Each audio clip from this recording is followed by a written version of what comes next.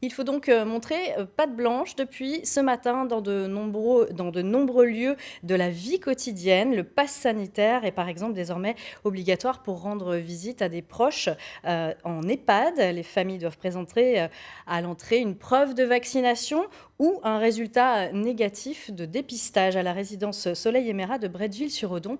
Le reportage de Benjamin Rombaud et Loïc Gazard. Bonjour monsieur. Bonjour. Avez-vous le pass sanitaire s'il vous plaît? Oui. C'est le nouveau rituel à l'entrée des EHPAD.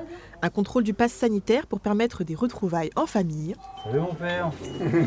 C'est Comment bon. vas-tu?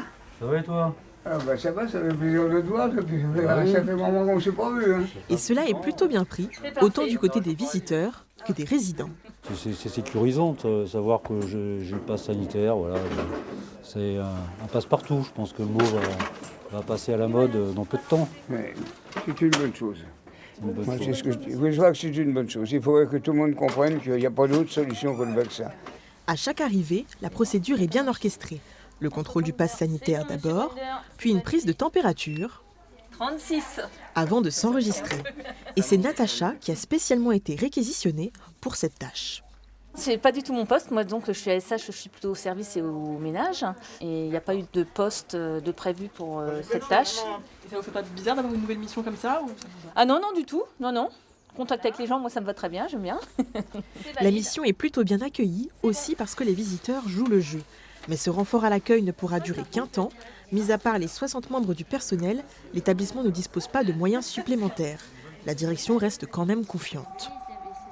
Je pense que l'organisation va se simplifier d'elle-même parce que finalement, au bout d'un moment, on va connaître les personnes vaccinées.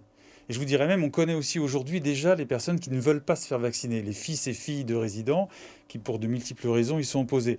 Donc je pense qu'assez vite, on va pouvoir déterminer finalement les personnes qui ne veulent pas du tout utiliser le pass sanitaire. Et c'est avec ces personnes-là qu'il faudra trouver des solutions en revanche. C'est pas évident, il va falloir encore une fois rester humain tout en disant non, peut-être, à certaines entrées, si vraiment on sent qu'il n'y a pas de solution. L'accès à l'établissement reste néanmoins autorisé, même sans passe sanitaire, pour rendre visite aux résidents sur raison médicale.